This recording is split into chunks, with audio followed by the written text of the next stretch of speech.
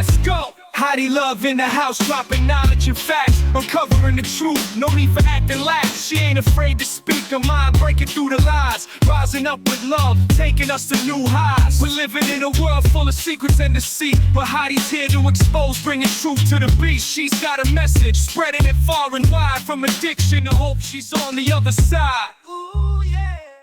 Hello, everyone, and welcome to another episode of The Unfiltered Rise. And today I have with me an awesome guest, Robert W. Sullivan IV. Welcome. I am honored to have you. You are quite the legend. I know you are a 32nd degree Freemason, an attorney, a philosopher, historian, antiquarian, also a jurist, theologian, writer, editor, mystic, radio podcast host, and best-selling author. My goodness. And I also know you're a CEO as well. So you are quite the man, and I am very excited to have you on and very impressed with all of your accomplishments. And I congratulate you on all your hard work, because that is a lot of hard work, sir. Well, thank you. Thank you for having me on your podcast. It's my pleasure to be here, and I'm looking forward to the conversation. And thank you again for that warm introduction. It's, again, my Yes. pleasure to be here with you tonight. Yeah, that's exciting to be able to accomplish all those things. And I think, why not put them out there if you work so hard to accomplish them? So I am happy to do that. And when I saw your work, one of the main things that I caught is an older work of yours, which is the Royal Arch of Enoch. And I thought, oh, that's really interesting, knowing that my listeners are obviously exposed to Freemasonry. So I'm a little bit familiar with some things, not everything, but I know that our listeners do delve into that. So I thought, oh, well, that's a great thing to have you on and explain about that book. But it's not your only one. And you also are very into cinema with all of the symbolism and everything, which is amazing. And we'll get there as well. So maybe you could give our listeners a couple points on some of these amazing books that you have. Oh, sure, absolutely. The first book that I published, which it's hard to believe now, it's been 12 years, coming up on 12 years. There will be a third edition of it, a third and final edition of it. The second edition is out now, but that's still a couple years off. Was the Royal Arch of Enoch, and the main thesis of this book was essentially to put forward the this theory, which I think is very strong, that the high degree rituals, as they were crafted in the 1740s and 1750s in Paris, France, were relying on a copy of the Book of Enoch. This is one Enoch, the Ethiopian Enoch. But according to mainstream history, the book is out of circulation. It's lost to the West from about 3rd CE to around, I believe it's 1781 or so, when a guy by the name of James Bruce returns to Europe with a couple copies from Ethiopia. But yet this ritual, as it's being developed in the 1740s, 1750s, the high degrees is clear that it is incorporating elements of this book. So that's really the main thesis. The reason why it's so important is because in the high degree system, the Royal Arch of Enoch, it's the 13th. It's still around. It's the 13th degree in the Scottish Rite. It's the 7th in the York Rite. If you come to read the book and you understand the material and you understand the Masonic history and you understand what's going on in the Blue Lodge and then what happens in this high degree ceremonial, it's really the highest degree in Freemasonry. Now, I know it's not the highest numerically, but it's the highest of importance. And it's really this degree that the founding fathers are crafting the nation around, and especially after the Revolutionary War, the ritual really takes off under the aegis of a guy named DeWitt Clinton, who is the former mayor of New York City and governor of New York State. And it's really the philosophy and the symbolism centering around this Royal Arch ritual, this high degree ritual, that the United States is really being formulated around. So that was the thesis of the Royal Arch of Enoch book. What had happened was I was going to do another Masonic book called Path to Babylon, and I actually extracted some material out of the book when it was originally published. And for about 8 years, I tried to make a book out of this, but it just didn't work. It just couldn't be done. So with this third edition, I'm going to insert this material back in. It'll increase the length, but not by much. At any rate, this will be the third and final edition of the Royal Arch. Of course, you could get it right now in the second. I mean, there's no problem with it or anything, but there will be a third and final edition coming up probably in the next 2 or 3 years. And again, it's the material, some of this other material that I had taken out that I was trying to make a book out of, but it just didn't work. So in a nutshell, that's really what the Royal Arch of Enoch is about.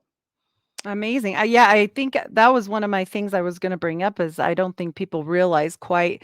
I always say people want to talk about America being founded for religious freedoms, but really it's more founded on Freemasonry. The more you research into things, I think it's so critical that people understand it, right? I mean, you go to Washington D.C. alone and you're just surrounded, and I know you have some notations about that. Well, right. I mean, you're absolutely correct. I mean, the whole thing within the Masonic Lodge, and this is even in the Blue Lodge. And don't get me wrong, there is definitely a Blue Lodge influence upon the United States. And when I say Blue Lodge, I'm referring to the first 3 degrees of Freemasonry. This is the entered apprentice, um, fellowcraft, and master mason degrees. You can't do anything without being first. Being gone through those 3 rituals. That's when you become a Freemason, and they're critically important as well. And within the Masonic Blue Lodge, one of the things that stands out, and you'll find this in the constitutions, is this whole idea of the separation of church and state, where essentially when you enter a Masonic Lodge, it's leave your religion at the door and your politics as well. It's really deism.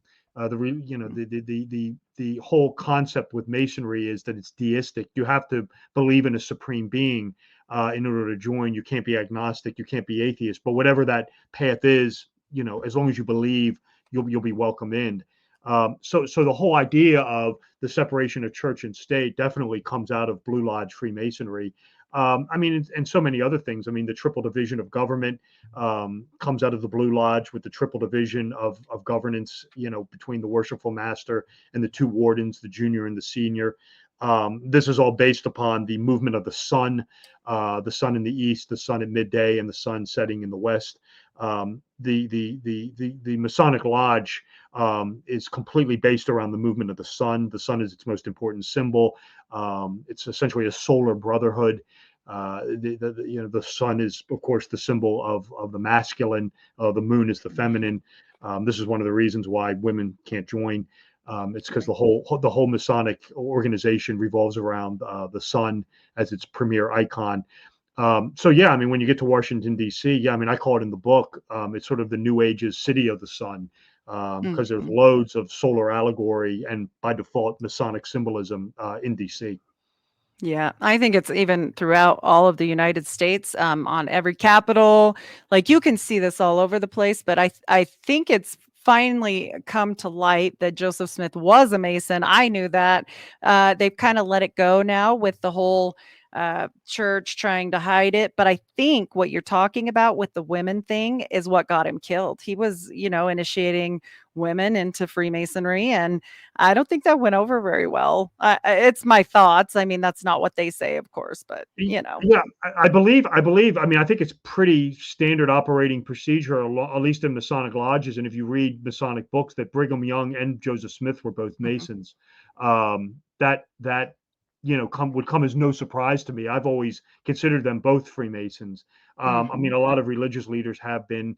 I mean, the list is endless of famous Freemasons. But yeah, I mean, and even a lot of Mormon rituals come out of Oh, Freemasonry. yes, That's yes. pretty well established. And again, a lot of the Mormon belief, and you'll find this in Masonry as well, it revolves around the construction of the temple. Mhm. So, for example, in the Blue Lodge, the entire ritual, the 3rd degree ritual, is based upon the construction of Solomon's temple. But then when you go into the high degrees, Solomon's temple has been destroyed, and it's about building the 2nd temple, which is the temple of Zorobabel. I'm not a Mormon. I've never Right. been, initiated into Mormonism, but I believe, you probably know more than I do. I believe that some of the Mormon rituals revolve around the building of the 3rd temple. Mhm. But again, I've always been led to believe, and again, even within Masonic circles, it's really no state secret that a Yeah. lot of the Mormon faith comes out of Blue Lodge Freemasonry, as it were. Well, and I kind of found it funny that people even would have a pushback on it because, well, his brother's name is Hiram.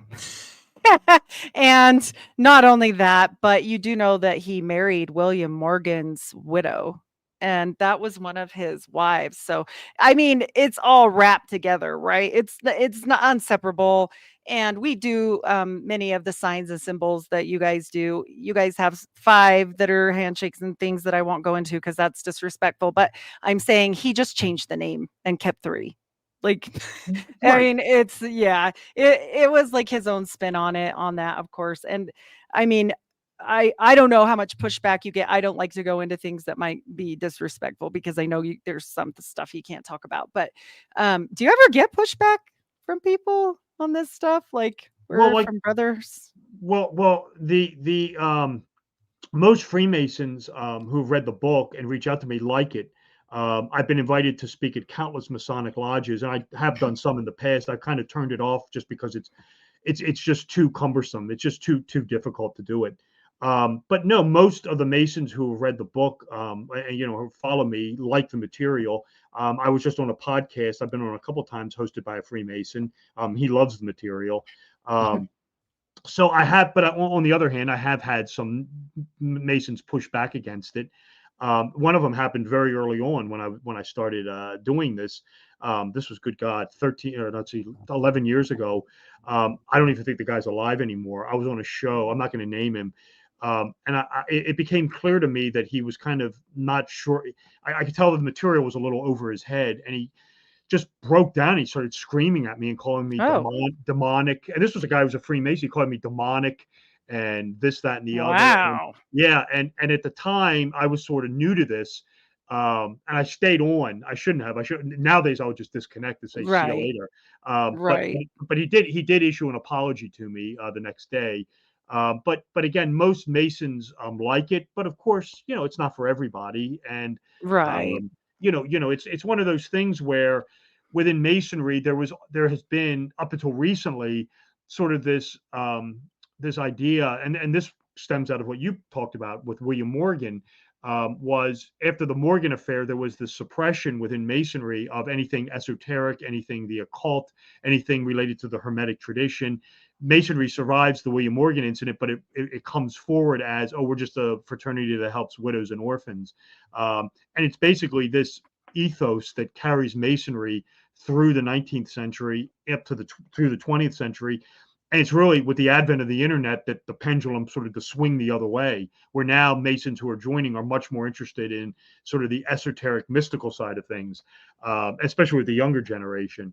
I mean, when I joined in 1996, I mean, this was kind of like, taboo. Right. You didn't really talk about it. You really didn't get into it. You could explore it, but you didn't bring it up at lodge meetings. Now it's sort of, I think, Mhm. much more mainstream.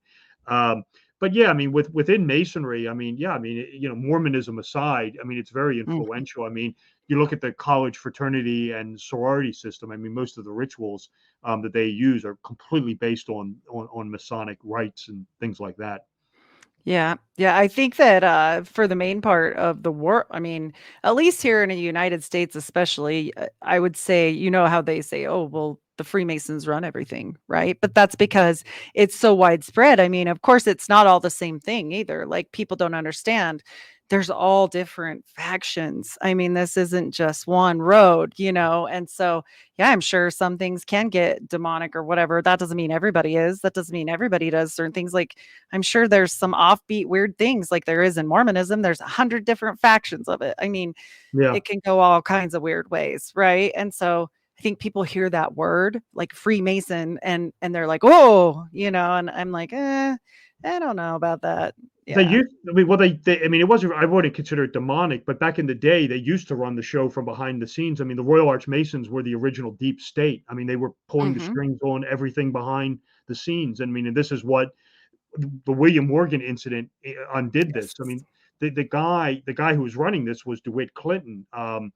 In I've been on other shows that I've mentioned it. I mean, there's a thing you'll hear coming up from time to time called the Colombian Illuminati, and this was the American Illuminati, and the guy who ran it was DeWitt Clinton.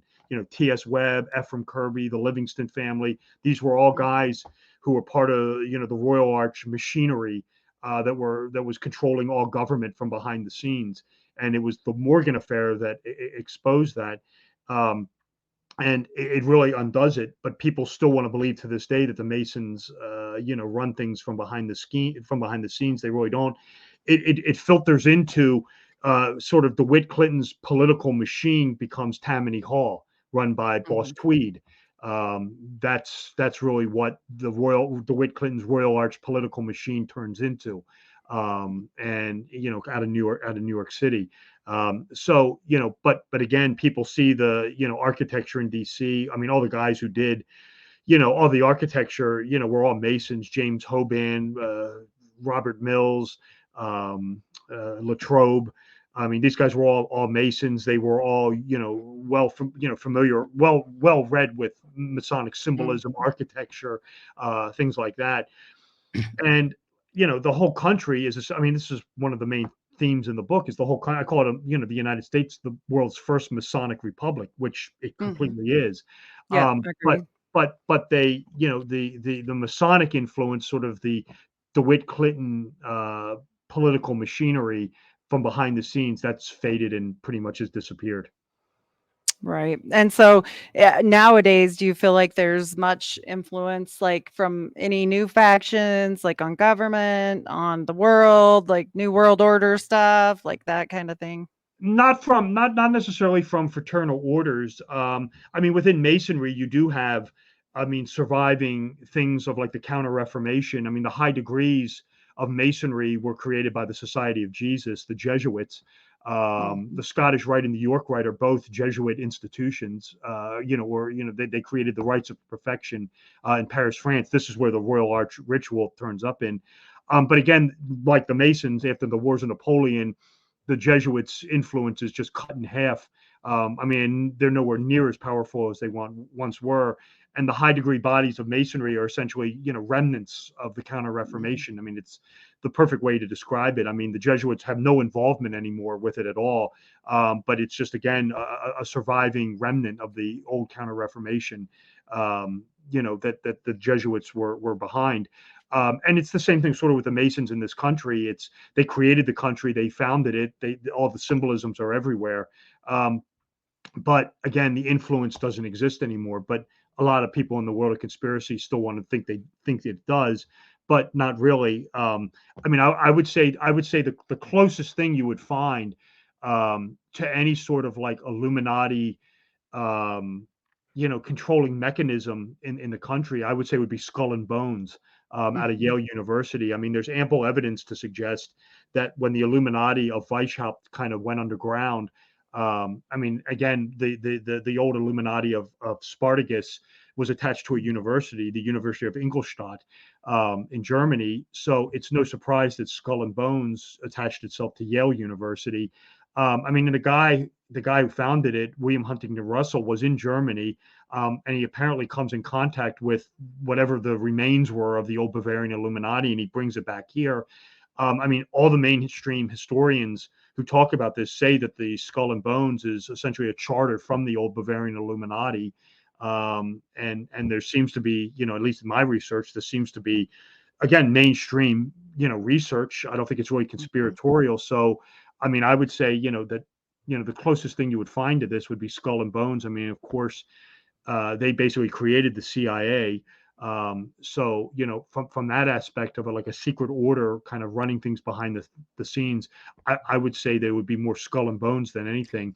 Interestingly, I'll just wrap up on this: is Skull and Bones was created in 1832, and again, that's one of the things that is a reaction to the anti-Masonry.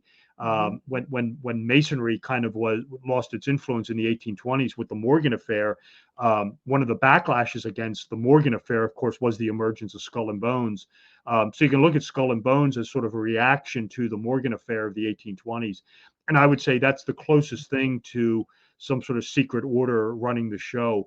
I would call the Skull and Bones, I would call it Masonic like, but it's certainly not attached to Freemasonry proper, because it's not under the jurisdiction of any Right. of the state's Grand Lodges. I think it's funny and interesting that you brought that up, because I was going to bring it up because the current president of the Mormon Church is a Skull and Bones and Allen Key member, just for people's information. Yeah. Yeah, So kind of funny. Yeah. it doesn't surprise me. No, And me it is either. if you begin to look at some of the syncs with Skull and Bones and George Bush and whatever, it's make your head spin. It's very Yep. peculiar.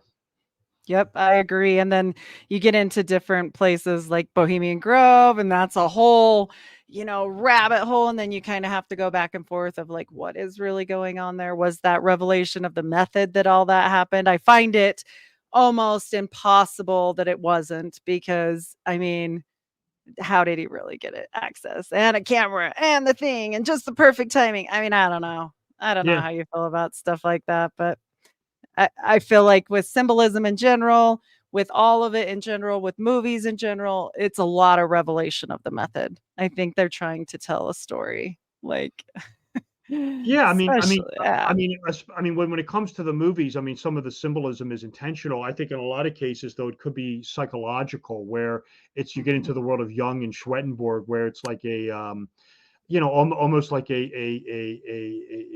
synchronicity of some kind. mhm, But it's definitely strange. I mean, and it's definitely there.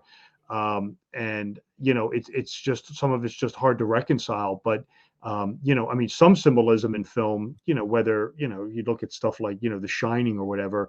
I mean, it's clearly mhm. intentional that with the repetition or something with Black Swan, with alchemy, and this, that, and the other. Yes. Um, it is peculiar, to say the least. Without question, though, I mean, and like I said, we can get into it later. This whole thing with this Wizard of Oz death hex. Oh, This is by we far can even away. go there. Yeah, Yeah, we can go there now because this it's is by far and away. fascinating. This is by far and away the strangest thing I have ever examined, because it's one of the this is one of those things where you can actually pinpoint this thing with numbers. And it's not there's no ambiguity with it. I mean, the numbers are there and they all point to this. And it's inescapable. I mean, when I first started examining this, my reaction to it was somewhat, oh, it's a coincidence. Um, but then when I kept seeing it, oh, I mean, then I kind of like took, like, experimenting and thinking, well, let me go back in time, and do I see this stuff with other tragedies? I mean, and there it is. I mean, it's the same system of numbers just repeating over and over and over again. And then it became an examination of, well, why these numbers, and what's going on here. Um, and this is the thesis of my book that I'm working on now, Cinema Symbolism 4. This is one of the main thrusts of that book.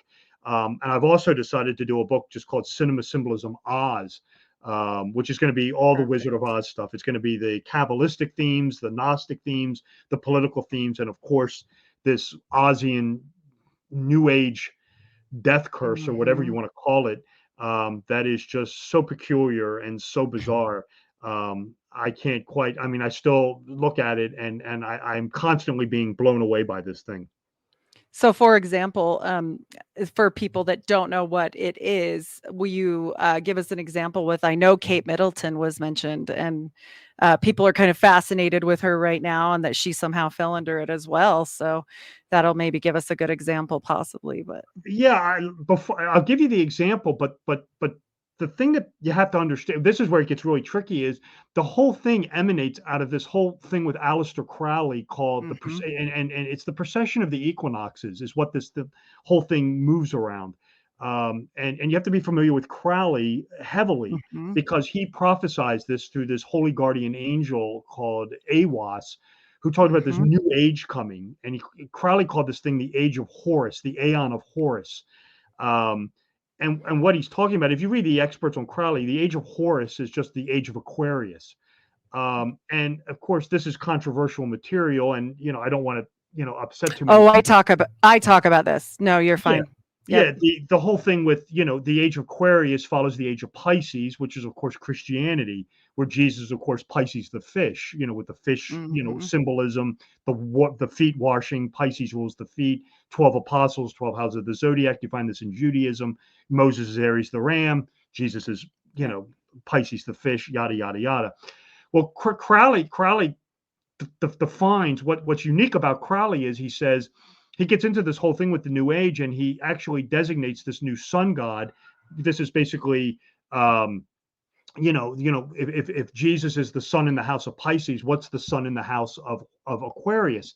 And he says, well, it's the sun god Horus, but then he goes a little further and he says it's this dual sun god called Heru Raha, which means Horus sunflesh. But then he goes further and he gets into book 4 and he says this thing morphs into this thing called the goat of Mendes. This is Baphomet. Mhm. This is the thing drawn by Alathus Levi, the goat god. He said this Yep. is the godhead of the new aeon. And then he gets into, he says this thing has a number, and its number is 77. He says that point blank, and he says its number, and this number equates to the word Oz, O-Z. This is in book 777. What is remarkable is this number 77 repeatedly turns up on these tragedies, and it's assisted by this other number, this number 42, which Crowley designates as this grand cursing number. And he calls this number 42 the Dark Mother. And it's this very vicious, evil, Lilith-like demon that is sort of aiding 77 in bringing about this new solar age. What makes this particularly macabre and weird is shadowing all these tragedies, there will always be inevitably some sort of little Wizard of Oz illusion. And what I have come up with, and the only way I can reconcile this is since there is no mention of the Wizard of Oz in any of Crowley's writing. I mean, nothing. I have it all here. There is no mention of L. Frank Baum, the Wizard of Oz. I am 100% convinced that the Native Americans put some sort of death hex on L. Frank Baum, but it did not affect him or his wife or his family. Instead, it's attached itself to his books and became kinetic, became active when The Wizard of Oz was being made into a movie. Now, what's it doing? This curse is doing two things. It is killing people, but in killing them, it is using these Crowleyan numbers to designate this new age of Horus, this sun god Aquarius, the goat of Mendes, which is now here. And if you go back in time to 1939 and you move forward, these numbers 77, 42, there's a demon attached to this named Corazon, whose number is 333. These numbers are pervasive. 93 is another one. This is Crowley's mantra for the new age. Do what thou wilt, for the whole of the law, has a numeric value. It's 93. You will find these numbers repeating over and over and over again throughout these tragedies. Why? It's this death curse killing people, but it's also designating and identifying this new age of Horus, Aquarius, and this new age sun god, goat of Mendes, that is now ruling. So we get into the Kate Middleton thing. One of the things that's interesting with her is she was diagnosed with cancer. She's currently 42 years old. Of course, this is the grand number of the curse. And she was born on January 9th, 1981. That's under the sign of Capricorn. Of course, that's the goat. And during her, at her birth, she was born under a blood moon of all things, which is an incredibly ill omen, which lasted exactly 77 minutes. And again, this is Oz. This is the goat of Mendes. So, you have this cancer diagnosis with her, which I believe is this curse again, taking her down. I was on with a Russian podcaster who I'm on with routinely. This was about 3 weeks ago. I was sitting here eating breakfast one morning. It was my day off. And they had on a royal watcher by the name of, I wrote her name down, it's Hillary Fordwich. She's very respectable. And she was doing an interview and she said this whole thing with King Charles's cancer. And now, this was when, before Middleton came out with the cancer diagnosis, this was when she was still MIA. She said that there's experts within the, essentially within the royal family who are saying this is black magic, attacking both of them. And I believe it. Based on what based on what I know about this Wizard of Oz death hex, this thing is very active. The one thing, a couple things I can tell you about it is it's extremely vicious. I've never seen anything like this before. I mean, this thing strikes you down. It's humiliating. It likes to cause suffering. It likes to inflict a lot of pain. It inflicts a lot of misery. It is incredibly vicious, and it uses these numbers. It uses the Wizard of Oz. In all these deaths and all these tragedies, there will always be this sardonic Wizard of Oz mocking reference buried in there. And then another thing that it does is it will cite. It uses back like overlap, I guess is the word I'm looking for. You will, if you look at like Princess Diana's death, you will find reference to like Lee Harvey Oswald in there in the Kennedy assassination. If you look at Diana's death, you will find an allusion foreshadowing the coronavirus. Same thing with 9/11. And the moon goddess, like a bunch of stuff with that. That's I went down that. Yeah, I went down that rabbit hole. I mean, the Crowleyan numbers with Diana and the moon are astounding. It's crazy. I mean, her linkage to the moon. I'm doing this in this new book. Her nexus is to the moon. Are just unbelievable. I mean, it's astounding. Yeah, and that they kept her beneath, and then she became, they waited a long time before they brought her up, and I think that was intentional, so it would be happening as she died beneath, and then bringing her back above. I think there was a lot of weird stuff there that really implies with a lot of that. If you look at Diana, I mean, if you read Crowley's number for the moon is 81. And if you take that number and reverse it, it's the number 18. And of course, 18 is the tarot's moon card. And if you add 8 plus 1 or 1 plus 8, you get the number 9. That's a reference to the Kabbalistic Sephirah Yesod, which is governed by the moon. Diana was married in 1981. This is when she achieved global stardom.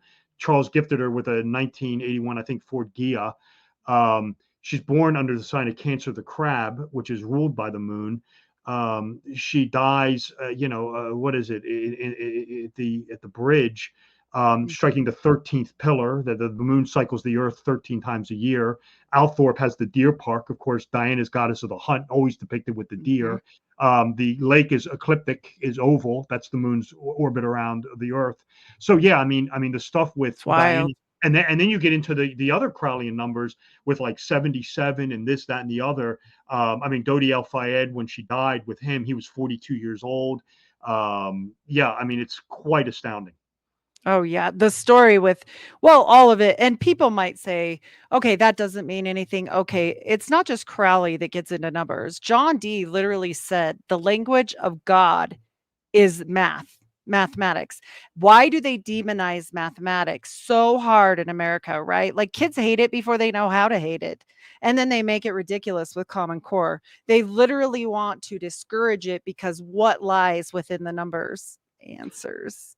Yeah, it's what Pythagoras say, all is number, right? So yeah, it's very interesting stuff. Crowley does oftentimes cite John Dee with his numeric system.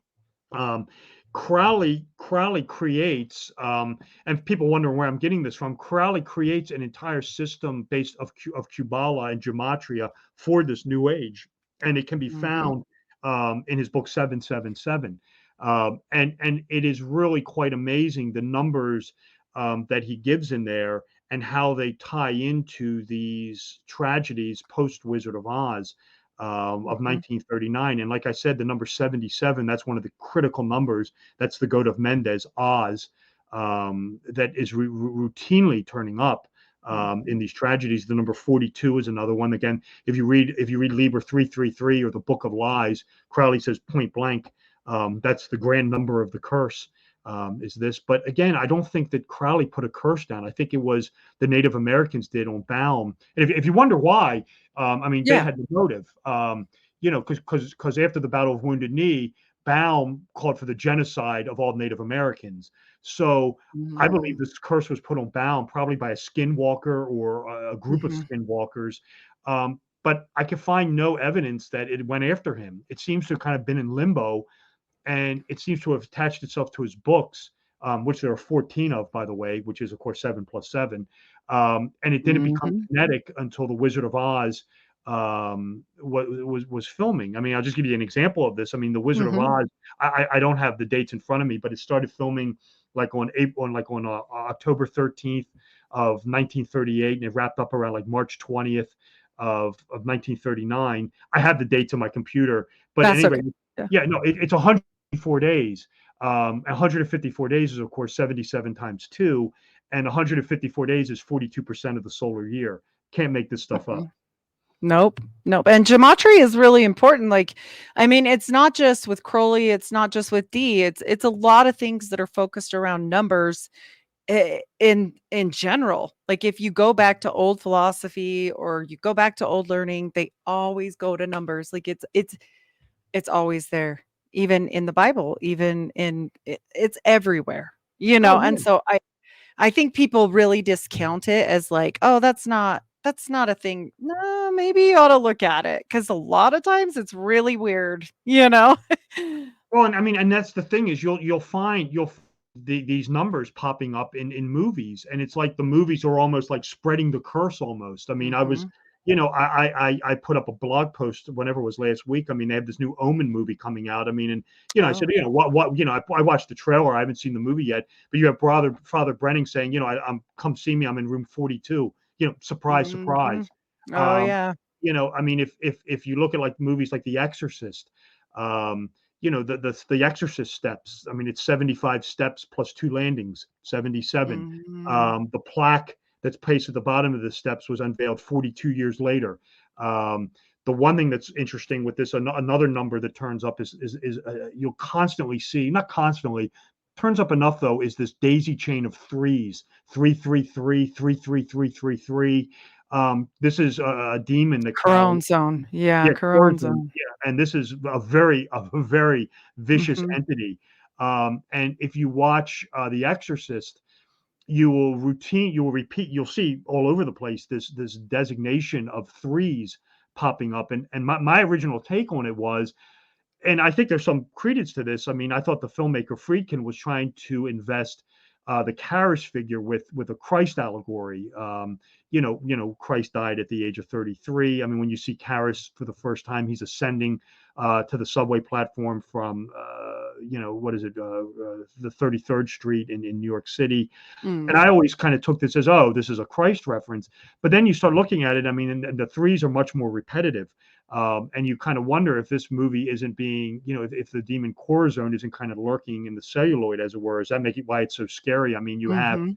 um, you have the reference I just said with the 33rd Street.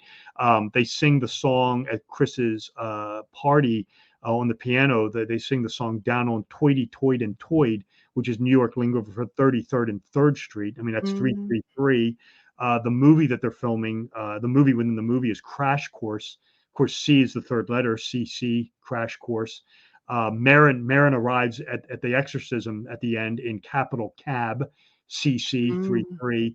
And then if you pay attention to the number on the cab, it's 220. That's the number of verses in Crowley's Book of the Law. So you can't help but think maybe the demon corazon is lurking in the celluloid, as it were. Mhm. Is the movie an invocation of the demon, and that's why it's so scary. I take this very seriously now. Me too. No, Yeah, me yeah, too. you know, No, and actually, yeah. yeah, I mean, And when people don't understand what they're doing, sometimes when I hear people say, "Oh, I had a download of this song," like it downloaded, and I'm like, I'd be careful with some stuff like that because, like you said, like if this stuff is in the ether and it's trying to come through, and you have yeah. a certain mindset, like I'm sorry, that can happen. You know, Oh I yeah, mean, yeah, yeah. I yeah. mean, and again, I mean, just some of the, when you look at these tragedies, I mean, it's just really amazing. It's really, I mean, when I first started doing it, it was like I said, my original react. I started doing it with the 9/11 stuff, and Mhm. my reaction when I saw it was, can I? Tons of numbers in that, by the way, people. Yeah, it was Wacko. it was giant.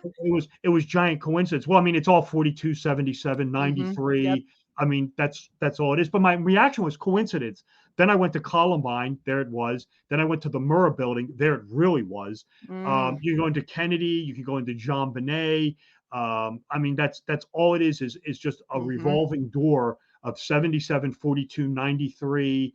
These Crowley numbers 7, 7, 7, 7. He gets into the number 9, the number 11, what they mean, and it's very macabre seeing these numbers over Yeah. and over again.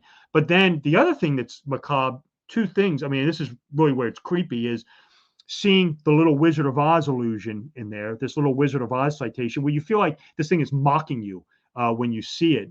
And then again, overlap.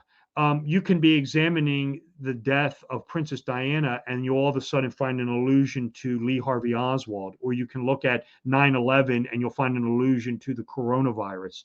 Um, hmm I mean, Judy Garland, Wizard of Oz. I mean, what's a garland? It's a corona, right? I mean, it's a hmm crown. She was born under the sign of Gemini, the twins. And that's another thing to examine, is the lunar. We'll see what the moon's doing. I mean, you mentioned Diana. When she died on April 31st, the moon, which of course rules her, was a waning crescent in the sign of Leo. Waning means it's disappearing or dying, and of course Leo rules the heart, and that's what she died from, was from damage to her heart. Again, when you look at 9/11, if you look at the moon, same thing. Moon on the evening of 9/11 was a waning crescent. That means it's vanishing or disappearing in the sign of Gemini, the twins, of course, meaning the hmm twins are now vanishing.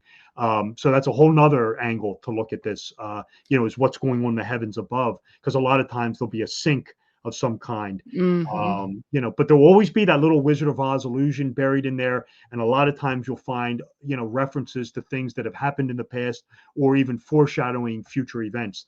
It's without question, Heidi, the strangest but the most fascinating thing I've ever had Wow. the privilege of looking at. Yeah, it's just it jumps out at you when I was looking at a lot of the stuff you were saying, and I knew a lot about Crowley because I told you I had to research into certain things, and Sure. I knew, and I thought, "Oh my gosh, this can't really be." But then I listened also, William Ramsey has a whole thing about 9/11 and Crowley, and I really went into that one, and then I started finding your stuff, and I was like, "Holy cow, this must be real. Like, look at all this stuff." Like, there's just so much, it was like a overload. And then when you start, I don't know about you, but for me now, when you start having the knowledge of certain things, it makes it really hard to enjoy any kind of movie, any kind of anything, because your brain is overworking it. It's not like it's some horrible thing for me. It's just I'm trying to figure it out, right? Like I'm not watching the movie to relax and watch a movie anymore, Well, right? now I'm very cognizant of this thing, and I know what to look Yeah. for. And it is any sort of movies involving the demons or the devil. I mean, this stuff inevitably pops up on. I mean, the I haven't even Mhm. seen it yet, but they had that movie Late Night with the Devil. I mean, right off the bat, I mean, it takes place in 1977. Um, Mhm. it's 93 minutes long. You have it filmed in color and black and white. What movie do I Mhm. know that's filmed in color and Oh black and yeah. white? And there's actually, it takes place on Halloween night. And even when you watch the trailer, you'll see one of the people in the audience dressed up as the Wicked Witch. So Oh right boy. off the bat, this is going to be something. Yeah. I mean, I haven't even seen this new Omen movie yet, which comes out today. I mean, we already have a reference to the number 42. I mean, I have a feeling, and I haven't even seen it, but I mean, just even watching the previews of it, I mean, this thing almost looks like, again, sort of a macabre retelling of the Wizard of Oz, where this girl is Mm. going on this magical adventure to this, coming from America to this deep, dark place, Rome, and getting involved in this dark, where she's going to have this dark, magical adventure that's almost going to be reminiscent of the Wizard of Oz. But Hmm. Barbie, the Barbie movie, it's the same thing. I mean, I did a Yeah, it doesn't have to be macabre, right? It can be well, it can be happy I mean, it's little not. silly show. Yeah, but Yeah. it's not macabre. But the Barbie movie is actually the Wizard of Oz in reverse, because this is where she starts in the magical land and then comes to mundane reality Mhm. to achieve gnosis, to come to know herself. I mean, and you watch Barbie, she opens the movie in the gingham dress. which is of course imitating Dorothy Gale. She drives by the movie theater, which is playing The Wizard of Oz. I mean, there's allusions to the Yellow Brick Road, rainbows. You have the wizard figure in the woman who creates Barbie. I forget her name. I've only seen the movie one time, but again with Barbie, you have this overload of Wizard of Oz symbolism in it. The woman who directed it, Greta Gerwig, G is the seventh letter of the alphabet, 7-7. So again, it's pop culture, whether it's conscious or not, or coming in from the ether, seems to be moving this curse around, amongst us and maybe augmenting it. I say in the book, I said, it's my opinion that the curse can act through these movies. I mean, you look at someone like Carrie Fisher, Stanley Kubrick, Michael Jackson. I mean, these people have all been done in by this thing. I mean, I can pretty much prove it, pretty solidly just by applying these numbers to these people. And so the movie making, the movie industry can be both, activating the curse, but it can also be like a conduit for it, I guess is what I'm trying to say. Because there's been a lot of celebrities taken out by this thing. Carrie Fisher, Debbie Reynolds. The sinks are just too overwhelming that it just can't be a coincidence. Kind of reminds me of that movie where they had to watch the show.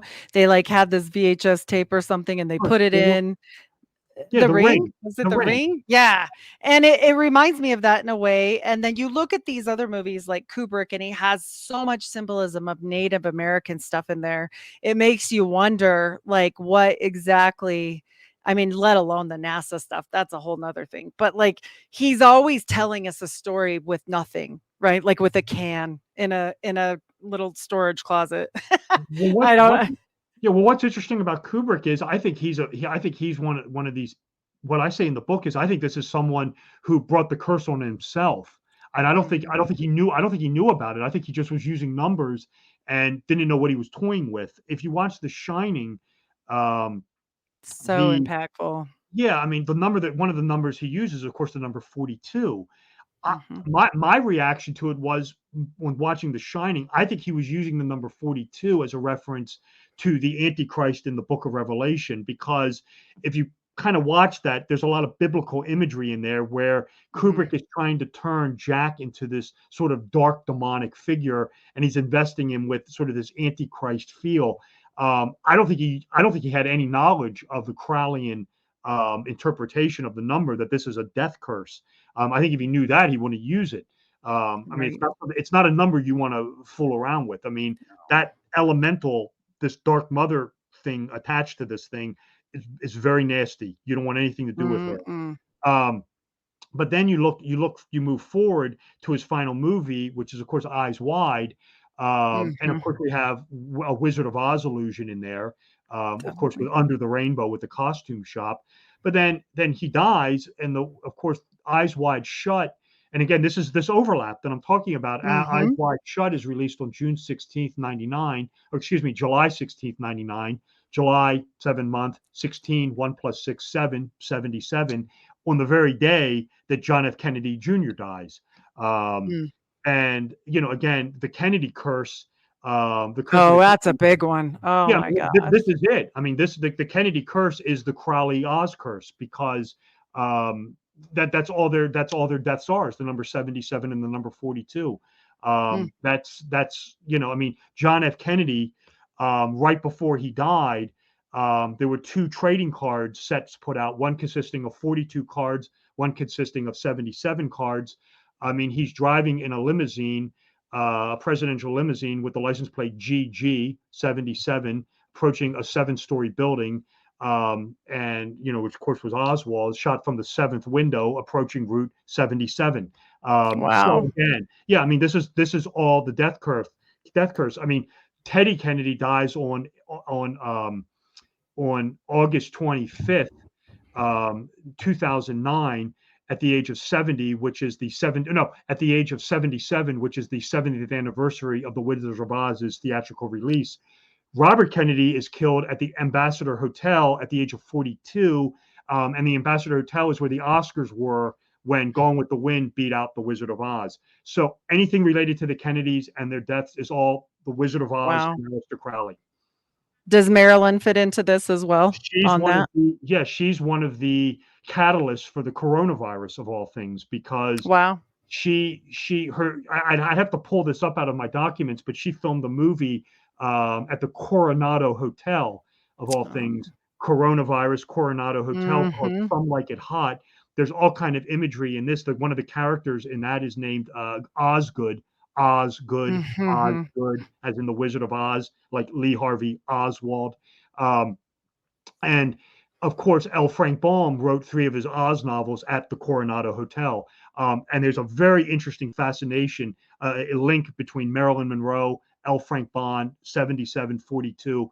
And yeah, I mean, she's all tied up in this. Wow. She's all over it. Yeah, So she's all. with Middleton, did you know, like, the week before she did her announcement, I think it was a week, they rung the bells. Did you hear about this? They accidentally rung the bells. They didn't say why they rung the bells, and it usually only happens for death, right? Like a death of one of the royal people. And I thought it was odd where you mentioned it's like the death number, and then all of this happened and they rang that bell. And I thought, when I saw your article and I knew about that ringing, I thought, oh, that's odd.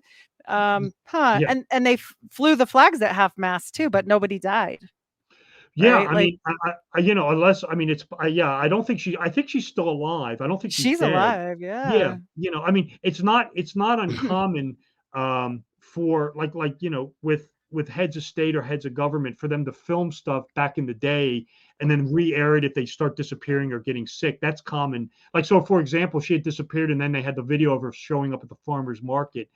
My gut feeling is it's probably authentic, but it's probably filmed like 3 months earlier or something. Mm. Um, the Middleton thing is and there's all kind of strange imagery going on around the royal family with the moon and the sun. I mean, like I said, she's born under a blood moon, which are incredibly bad omens that lasted 77 minutes. She's 42 years old.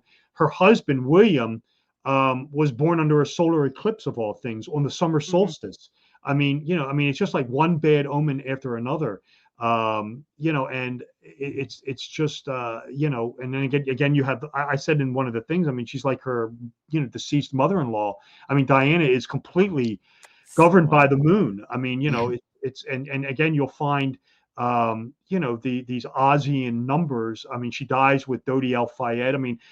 I just go over this real quick. I mean, just to give Mhm. you a couple more examples. I mean, she dies with Dodi El Fayed, her boyfriend. He's 42.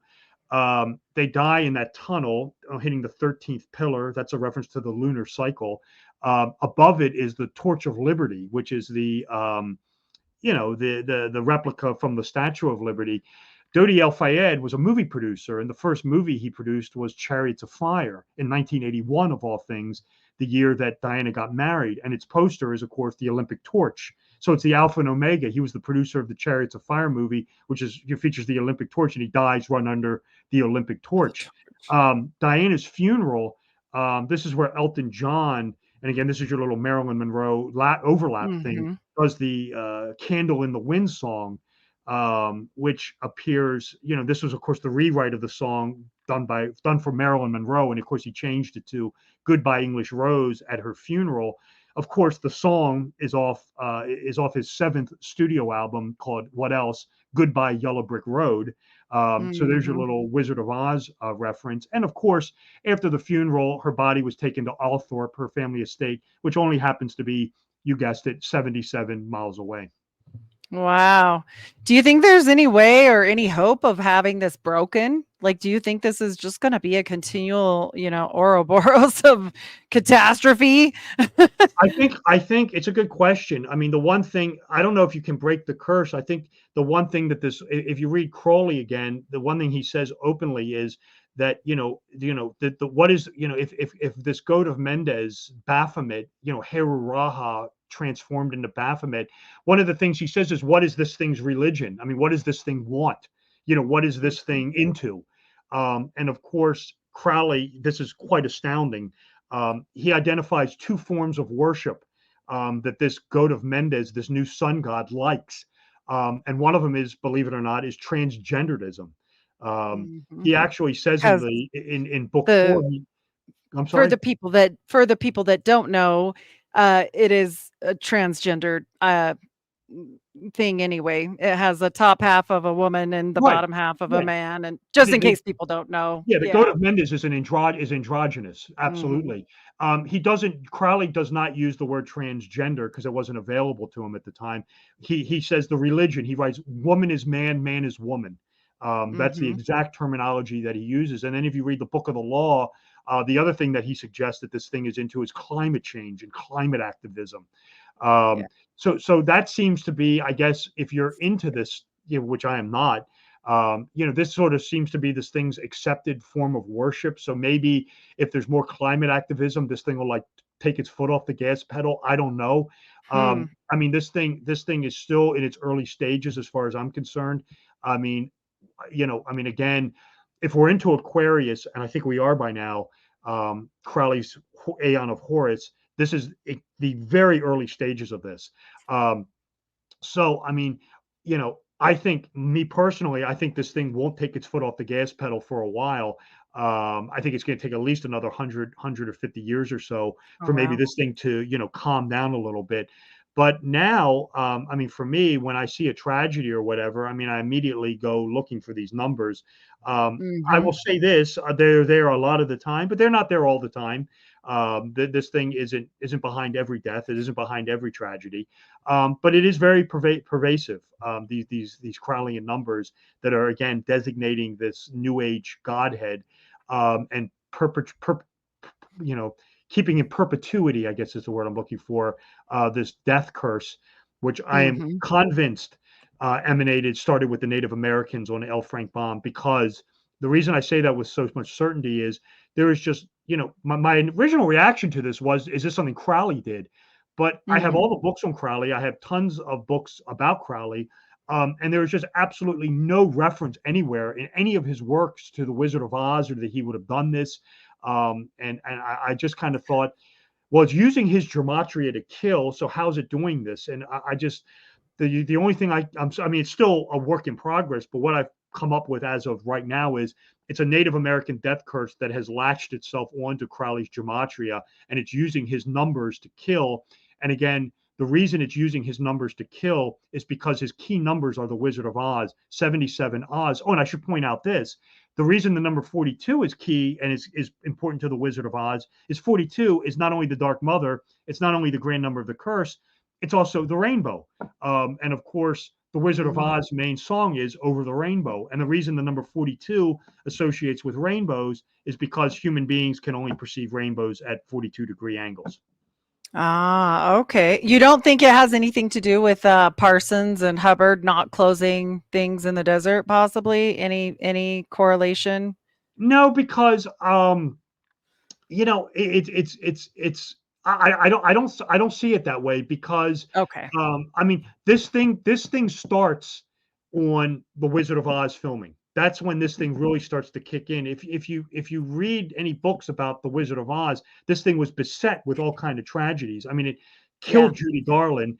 Margaret Hamilton's face was nearly burned off. The original Oh, yeah, Tin the Man, fire. Yeah.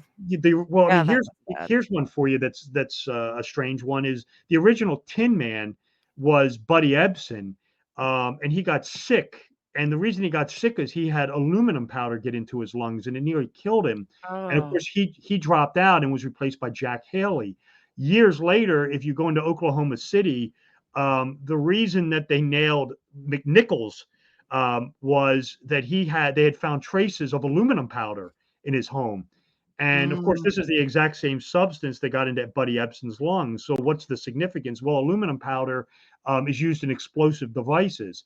In fact, aluminum powder, and believe this or not, if you use an aluminum powder in a fertilizer bomb, it actually increases the explosive power by, you guessed it, 77%. Oh, Um, wow. so, Wow. yeah. So again, this is the overlap that you'll inevitably find out with this. And again, these little Wow. Wizard of Oz illusions in all these tragedies, which are inevitable. Mhm. Yeah, that's so wild. Like, I mean, even to from past to current, it just seems to like repeat, like you said. And then it does make you wonder if these are downloads from the ether. And then the more I think about it, like with it being the goat of Mendes and it being transgendered, is it goes back to descriptions of the Nephilim, because it says they're neither male nor female. And it makes you wonder, if it's a fallen angel, not a Nephilim, because that's their offspring, but like a fallen angel specifically, like Yeah. for the god itself, Yeah, I view it as a sun god. That's Hmm. pretty much what Crowley says, and I'll go with what he says. I'm willing to buy into that. The one thing I definitely kind of one of the keys to decoding this is you have to ignore the other holy scripture. Crowley Hmm. point blank says this is all defunct now. It's Hmm. my books that is how to decode all this, and he's right. It's through his works that you can start putting this stuff together. So when I piece this together, I'm only looking at Crowley's literature. It's things like 777, Liber 418, the Book of the Law, Book of Hmm. Lies. Crowley's literature is what gets you there. Is where Hmm. these numbers pop up, and it allows for the decoding of these tragedies. So Wow. that's what I'm sticking with right now, and it's worked so Yeah. far. But Yeah. no, it's It sounds like you're onto something. Yeah. yeah. I mean, my again, my attitude with this is, look, I'm a lawyer. There's no such thing as coincidences. Mm. When I started looking at this, I started looking at it through the lens of 9/11. That I'm familiar with the Ramsey book. I have it here, Mhm. and he kind of I was on his show, and I like the book. I mean, it's certainly good, but there's a lot deeper stuff going on. He basically takes the four flights and equates how they equate to Crowley's gematria, and that's all good and fine. There's a lot more to it. There's numbers also turn up on 9/11 in other ways that he doesn't point out. But again, even at that point, I mean, I'm not putting the book down. It's very good. Right, I right. mean, It's deeper. You could go yeah. I deeper. mean, it Uh-huh. goes a lot further. But then, even then, Heidi, my reaction to this was coincidence. But then again, I thought, well, let me experiment with this and go back in time and see if I can find these same Crowleyan numbers. And not only did I find them, they're pervasive. I was on a show about, I don't know, about 6-7 months ago. And he says, "Oh, well, what do you do? Do you have to, this process of elimination?" I said, "No, no, no, no, no, no." I said, "You don't understand." I said, "These numbers scream off the computer screen at you. I mean, that's all it Mhm. is these 42, 77, 93, 7. I mean, that's all it is. I mean, they just, scream You can off, see it. yeah, I Mhm. mean, and if you get a number, if you get a number, like for example, if you plug in names to gematria into a gematria calculator, you can get four Mhm. hits. You can get the ordinal, reverse ordinal, Pythagorean reduced, and reverse Pythagorean reduced. And what's amazing is how many times you'll get a sync with the name of like heralding this new age. I mean, for example, if you go to Columbine, if you take the two shooters, and again, this is overlap. If you take the name of the one, not Harris, the other kid, Uh, Klebold, Dylan yeah. Klebold. If you take his full name and you plug it in, I believe you get an ordinal value of 93. Okay, now that's Crowley's, gematria of "do what thou wilt shall be the whole of the law." Dylan Klebold, was born on September 11th, 1981, which is, of course, 20 years earlier. Mm. One of the things that's interesting with those two, and Eric Harris is the same way. If you take Harris's full name, well, Eric Harris was from Kansas, same state as the Wizard of Oz. If you take Harris's Mm. full name and you plug it into Crowley's gematria, I believe off the top of my head, you get the number like 85. And you say, okay, well, what's 85? Well, if you pull out 777, you get the word, it says 85 means energized war, and of course that's what, Harris was. I mean, he was on a war path. So Uh, you'll get numbers that will sync with other things that you weren't even aware of. And I mean, one of the things that was amazing, I was on another show talking about this. Um, One of the things that Crowley designates is the number. I believe it's 64. It's either 63 or 64. I'd have to go look it up. And he identifies, I think it's 64. He identifies that number with the pillars of Hermes. If you pull out 777, you look at the number 64. He says pillars of Hermes. He may have said something else. Well, of course, the pillars of Hermes are, of course, the World Trade Center. Mm. The Twin Towers are a replication of the old ancient pillars of Hermes. Why? Because Hermes was the god of commerce, and that's what Mm. the World Trade Center was. It was the commercial center of the world. So what's that have to do with the number 64? Each World Trade Center was 64,000 cubic feet. Mm. And again, it's how the hell does Crowley know that? Back in Right. 1904. Yeah. And again, it's very, very creepy, and it's very, very prophetic. I have a weird question that you may or may not know. And I know Mormonism isn't your strong suit, but Crowley is. And he mentions Joseph Smith as being a moon child. And I thought that was interesting. And I wasn't really sure why he even came up to Crowley, right? Like this is like not in his realm. You know what I'm saying? Do you know Yeah. anything about that mention? I'd have to go look it up, but Yeah, you're good. Crowley says interesting things, and I mean I know he gets into the whole idea of moon children, and the Hmm. sync with the father and the sync with the mother, and the astrological alignments and how to create them, and things like that. But no, I mean I wasn't. I mean what you're saying doesn't surprise me, but Yeah. I'd have to just go look into that a little It's more. not But on the radar. Uh-huh. yeah, Yeah. but I mean Joseph Smith. I mean, like I said, if you pull out a lot of Masonic literature, I mean from the mainstreamers like Mackey and stuff like that, Brigham Young. I mean, they all say, yeah, Yeah. those two guys Yeah. were all Freemasons. I mean, Oh, for sure. that's not any sort of controversial issue within Masonry. No, no. I'm not even, the whole thing about him is I found some weird sigils and sigil magic, like I said, but his mom was Scottish. She was the firstborn here. I mean, it doesn't surprise me. Folk magic was pretty common back then. I just think it's funny that the Mormons don't separate their ideologies. Like if you go to be a Mason and I go to a lodge, if I were a man, and try to become a Mason, I know what I'm doing. It's not a secret that I'm going to try and do that. Whereas the Mormons take it as, do you want to go to heaven? We'll do all this Mason stuff and you might get there. That's weird.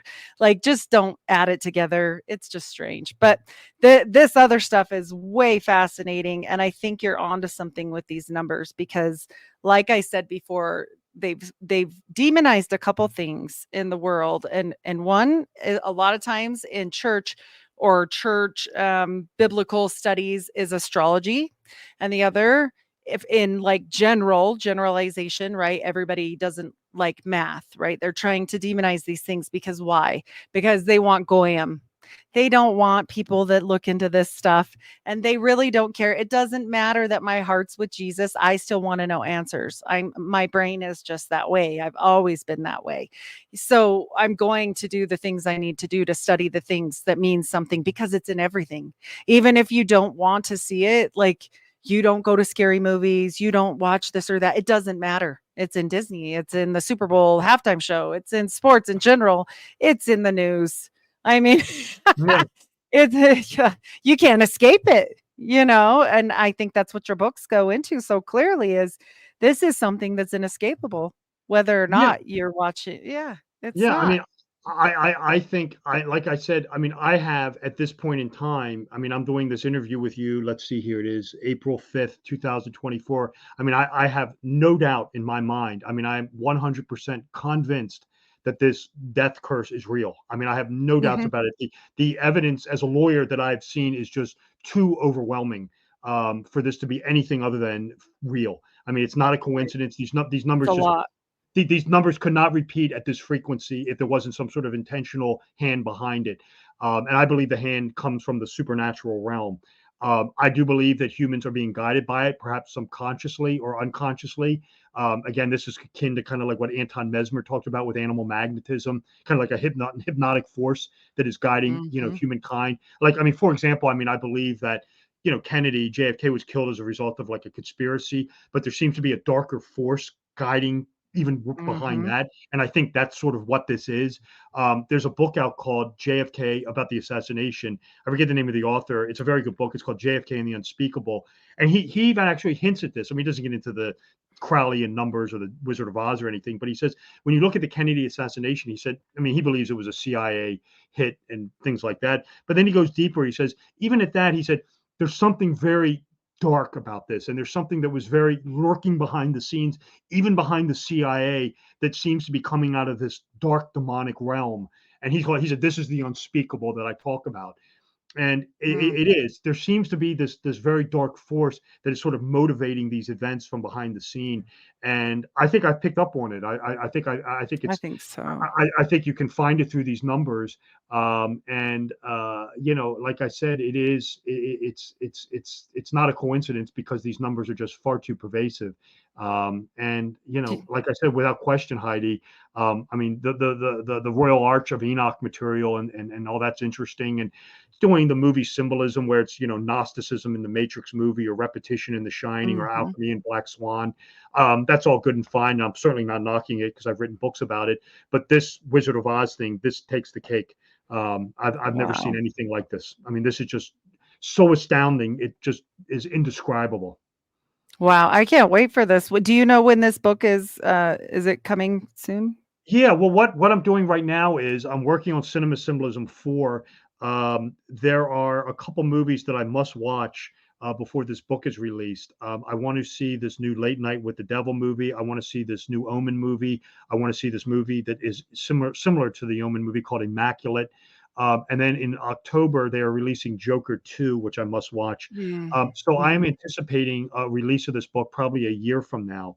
Um, so probably about a year away, and that's kind of what I'm staring down with it. I'm also going to do a book just solely on the Wizard of Oz, again with Mhm. the political themes, the Kabbalistic themes, the Gnostic themes, and of course this death curse. Yeah. I'm going to add more material, because even in Cinema Symbolism 4, it's reached a point now where I can't continue on with it. The book will never end. Right. I mean, there's just, I mean, I put a ton of material in the book. I'm even discovering more now, but I just have reached a point, Heidi, where I say to myself, I just got to turn this off There and has to continue. be a time. Right, Yeah, right, you cut it. exactly. I mean, I Yeah. just got to stop working on this thing. So my plan is right now is to get Cinema Symbolism 4 out probably in like a April, May 2025, Awesome. time frame. But I must watch those other four movies, or four movies first. Um, and like I said, once those are done, I mean, the book's coming along. I've got a lot of it done. Yeah, It's coming along very well. I'm really pleased with it. But yeah, until I watch those four movies, then we'll put it together and get it out. And that makes yeah, sense. yeah, it'll be great. So on this upcoming eclipse, Oh, of any course. input? Yeah, I I mean, just we're under the sign of Cetus. We've got the Nineveh. We've got, the Alpha Omega with the crossing of it. We've got all kinds of stuff. Devil's Comet. It's kind of a lot. well, I mean, Uh, I just put a blog post up about this today, about all the Crowley and stuff that happened with the one 7 years ago. Um, mm, and then of course, where you've got this one, I mean, you've got two syncs with this right off the bat. You've got the April 8th is the first day that AWAS transmitted the Book of the Law to Crowley, mm, back in 1908 or 1904, excuse me. And then in 1966, you had the Time magazine cover, the Is God Dead cover, on April 8th, mm, 1966. So you have two alignments right there. Um, and then, of course, 77 days. People ask me all the time, can you profit, based on these number systems, can you predict this thing out at all? So I mm, kind of played around with this. I kind of played around with this comet, or this eclipse. And the one thing I came up with that was kind of interesting was, if you take the April 8th and you go forward 77 days, you land on the date of June 24th, 2024. And of course, that's Midsummer. That's the feast day of John the Baptist, who was, of course, Hermes. Um, and June 24th, 2024 is, of course, 666. June mm, is the 6th month. 24 is 2 mhm. plus 4 is 6. And then 24, 2 plus 4 is 6. 666. So, we have 666. So I said, let's see if anything happened. If you look at the other one, um, that happened. I mean, here, I put this blog post up today. Yeah, This is I this is didn't right see out of that the book. today. Yeah. Yeah, let me pull this up. I'll pull this up real fast. This is fascinating because, like I said, I think there's more to numbers than people really understand. Because So, when you get to the most brilliant minds, what do they all go back to? so we had I'm just this is actually out of the new book. This is actually out of Cinema Symbolism 4. I'm not going to read it verbatim. I'm just going to Right. power summarize it. But of course, we had the last one of these happened 7 years ago. This was August 17th of 2017. That syncs with the date of August 17th, 1939. That was the New York premiere of The Wizard of Oz, Oh, wow. with Judy Garland. So we had the sync with The Wizard of Oz. Um, and of course, the eclipse lasted 2 minutes and 42 seconds. The number two in Crowley's system is what's known as the dyad or twins. That's accursed. That's no good. And then we had the 42 seconds. Of course, that's the Dark Mother. Not good. And that eclipse of August 17th was part of a series of eclipses known as the Saros Cycle Series 145. That occurs at the moon's ascending node, that repeats every 18 years. And of course, 1 + 8 is 9 and 11 days. So 9/11, there's your little 9/11 overlap. Mm. And it consists of 77 events. Naturally, I mean, has to have the number 77 in there. And then we had Mhm. 3 events off of this thing. We had the September 24th, which is 24, which is 42 backward, which was 39 days later. And the number 39 has to do with something known as the curse of 39. We won't have time to get into that. But we had a shooting at the Burnett Chapel Church in Antioch, Tennessee. This is where a guy named Emmanuel Sampson took revenge for Dylan Roof's bloodbath earlier, back in 2015. Sampson drove a Nissan Xterra model number WD22. That has a value of 49, which is 7 squared. And at the church, there was 42 people when he opened fire. Mm. So that you had that, and then you had, I'm just going to power read. I'm going to move a little forward here. Then we had, of course, after that, we had the October 1st, 2017. This was the Las Vegas shooting with Stephen Paddock. This is interesting because this happened at the 43-story Mandalay Bay luxury hotel. 4 + 3 is 7. It covers 49 hectares, which is 7 squared, 7. And Mm. he killed over 1,000, or he killed wounded nearly 1,000 people with a 42 weapon arsenal. He had 42 weapons. There's the number 42. And let's see here. We'll go down Which here. never made sense. Why so many, Right. Well, right? that's Other part than of the curse. 42. Yeah. Right. It's the grand number of the curse, of course. And Mhm. then we had 42 days later, after the shooting at the one church at the this was at the Burnett Chapel Church. 42 days later, this was at the we had on November 5th, we had a shooting at the this was at the First Baptist Church in Sutherland Springs, Texas, where the guy Devin Patrick Kelly he murdered 27 people, including himself and an unborn child, and he wounded 22 Mm. others, which is 27 + 22 is 49, which is 7 squared. And this, of course, happened 42 days later after the other church shooting. He fired off 700 rounds in 11 minutes. That's 700 times 11, which is 700, which is 7700, or 77 without the Wow. zeros. And then the church's address is between 4th Street and Farm Road 539. 539 is 7 times 77, which is 777. If you don't know Crowley's gematria, 777 is the number of the Qithpalath. That's the satanic forces of the Kabbalah marshaled. So Mm. that's what the last eclipse set off. So only Wow. time will tell what this one does. Right. Yeah, this is wild. Well, I know you've got to go pretty soon, and I really have learned a ton. I would love to have you back on and learn some more about Crowley and different curses, and this curse 39 I haven't heard of. So some of this stuff, if you ever want to do that again, I would love that. And this has been fascinating, Oh, actually. absolutely. Yeah. This Absolutely. is great. Absolutely. I'd love to have a return appearance. No problem. I'll reach out to you. I've got your email, of course. I'll reach out to you in Yeah. 6 months and we can do an update. Of course, I'm sure something by then will have happened, and Right. we can certainly Yeah. get into it. Yeah. And Like I was telling you just real quick before the break. Oh, I'm not in a hurry. Yeah. No, I yeah, just don't want to, I want to be respectful of you. Yeah. no, that's okay. No, I just wanted to get on your show because you're my most recent show, and I know you're going to put this in the notes. Just real Uh-huh. quick, and it'll show up on Google. Is this morning I had to change my website's domain. So if people are looking for me, my original website was Robert W. Sullivan IV. It was the Roman numerals IV for the fourth. For various reasons, it's nothing negative. It wasn't a copyright or someone came after me. It just had to do with billing purposes. I had to change my domain name this morning. So my website is still there. It's still active. It's just instead of www Robert W. Sullivan IV, it's just the number 4 now. It's robertwsullivan4.com. It's active. You can go look on it. I've notified Google. They're going to make the adjustment on the knowledge panel, so it'll eventually turn up in all the websites, search engines, I mean. But yeah, just for the notes and again for the listeners. Find it. Yeah, just for the listeners, the website's still there. It hasn't gone anywhere. It just has a brand new domain name. It's nothing negative has happened. Again, it was strictly due for functional billing purposes. Maintenance, It made my life a lot easier just to change it rather than jump through 1,000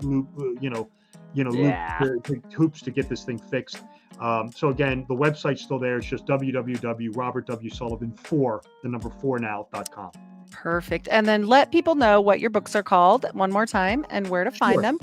And so that they can get them, because listen to all this great information, you guys. This is great. So. Sure. So I have 5 books out: The Royal Arch of Enoch, Cinema Symbolism 1, 2, and 3. These books are all available on all the major online retailers: Amazon, Barnes & Noble, Books A Million. I have a work of fiction out also called A Pact with the Devil. It's a dark comedy. That's in paperback only. The ebook of that is coming probably in the early summer. I've had to put that off for various reasons. Again, nothing negative. Just a few things. You just are a busy guy. Busy guy. Nothing negative, but again, it's in the paperback form, so you can get it in that. The ebook is coming. Again, I've had to put it off. Again, nothing negative, just more of a necessity, as it were. But again, the books are The Royal Arch of Enoch, Cinema Symbolism 1, 2, and 3, A Pact with the Devil. They're available on all the major online retailers: Amazon, Barnes & Noble, Books A Million. If you go to my site, there's links to buy the books, information about me. It's a very easy site to navigate. And again, all the books are available right now in the printer ebook form, except for A Pact with the Devil, which is print form only. Perfect. Well, this has been enlightening and very helpful. I feel like this will get out the information to people to let them search more into this until your book can come out, and they can go to your website, because you do talk about it on there, to find out in the meantime. And this has been a fantastic time. I really appreciate you coming on once again. So I thank you so much, Robert. Oh, it's my pleasure to be here. And like I said, it was a great show, and I look forward to doing it again in the future. And Awesome. I have all your contact information. And again, we'll touch base maybe in the late summer, and we'll do this all over again. Perfect. I can't wait. Well, you have a wonderful night, and I'll see you later. Thanks, Heidi. Thank you so much. Let's see. I'll just end this recording. That was